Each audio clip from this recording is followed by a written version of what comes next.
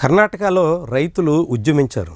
భూసేకరణ మీద తీవ్రమైనటువంటి స్థాయిలో ఆందోళన సాగించారు. దాదాపు 1190 రోజుల పాటు రైతాంగం చేస్తున్నటువంటి పోరాటానికి ప్రభుత్వం స్పందించింది. అక్కడ భూసేకరణను విరమించుకుంటున్నట్టు ప్రకటించింది.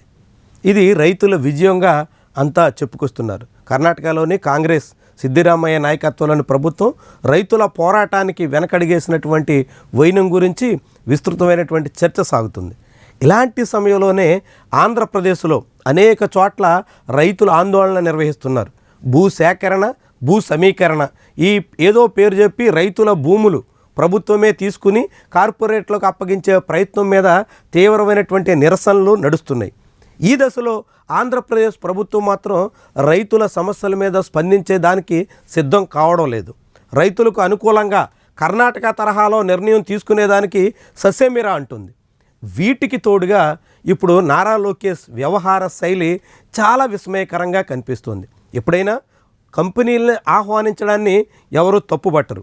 కంపెనీల ఏర్పాటు కోసం భూములు కేటాయిస్తే ఎవరూ దాన్ని అభ్యంతరం కూడా చెప్పరు. కానీ నారా లోకేష్ ఇప్పుడు కర్ణాటక రైతులు సాధించినటువంటి విజయాన్ని సొమ్ము చేసుకోవడానికి చేసినటువంటి ప్రయత్నం చాలామందికి ఎబ్బెట్టుగా కనిపిస్తోంది. నారా లోకేష్ లేఖితనం ప్రదర్శించారా అనేటువంటి అభిప్రాయం వినిపిస్తుంది.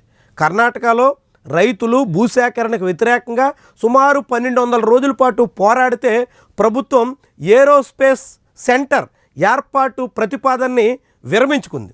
వెంటనే నారా లోకేష్ రంగంలోకి వచ్చి మీరేం వర్రీ కాకండి, మేము భూములు ఇస్తాం, కర్ణాటకకు సమీపంలోనే అనంతపురం జిల్లాలో 8000 ఎకరాల భూములు ఉన్నాయి, వచ్చి మా దగ్గర కంపెనీ పెట్టుకోండి అంటూ ఏరోస్పేస్ వాళ్ళకి వెంటనే ఆహ్వానం పలుకుతూ ట్విట్టర్లో చేసినటువంటి ఒక పోస్ట్ చాలా ఆశ్చర్యకరంగాను అత్యంత విస్మయకరంగాను కనిపిస్తోంది. రైతులు విజయం సాధించినందుకు, రైతుల పోరాటం ఫలించినందుకు రైతుల్ని అభినందించాల్సింది పోయి ఆ రైతుల ఉద్యమాన్ని తాము ఏ రకంగా సొమ్ము చేసుకోవాలో అనేటువంటి రీతిలో నారా లోకేష్ ప్రయత్నం చేశారా అన్నట్టుగా కర్ణాటక నుంచి చాలామంది కామెంట్స్ చేస్తున్నారు. ఇప్పటికై హిందీ భాష విషయంలో నారా లోకేష్ తీరు మీద, నారా లోకేష్ మాటల మీద చాలా వ్యతిరేకత వస్తుంది. ముఖ్యంగా దక్షిణాది సంబంధించినటువంటి అన్ని రాష్ట్రాల నుంచి ఇప్పుడు నారా లోకేష్ ట్రోల్కు గురవుతున్నారు. హిందీని జాతీయ భాషగా లేని హోదాను ఆ భాషకి కట్టబెట్టేదానికి నారా లోకేష్ చేసినటువంటి ప్రయత్నాన్ని అంతా తప్పుపడుతున్నారు.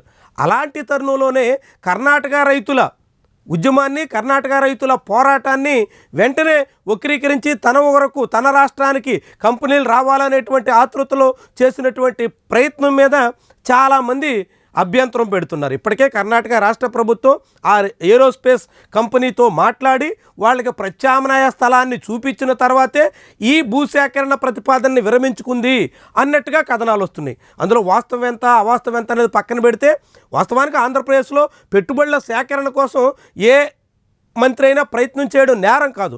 కానీ రైతులు విజయం సాధించి రైతులు పోరాటం ఫలించినటువంటి దశలో అదే రోజు నారా లోకేష్ ఆతృతగా మీరు వచ్చేయండి ఇక్కడ భూములు ఇచ్చేస్తాం అన్నట్టుగా చేసినటువంటి ప్రకటన ఇక్కడ రాష్ట్ర వ్యాప్తంగా రైతులంతా ఆందోళనలో భూసేకరణకు వ్యతిరేకంగా ఉద్దానంలో ఎయిర్పోర్ట్ దగ్గర నుంచి కుప్పం శాంతిపురం ఎయిర్పోర్ట్ వరకు మధ్యలో అమరావతి ల్యాండ్ పూలింగ్, కరేడు భూసేకరణ, ఆర్సిలర్ మిట్టల్ రైతాంగం, ఇట్లా అనేక చోట్ల రైతు ఉద్యమాలు జరుగుతున్నటువంటి దశలో నారా లోకేష్ చేసినటువంటి ప్రయత్నం చాలామంది నుంచి విమర్శలకు కారణమవుతుంది.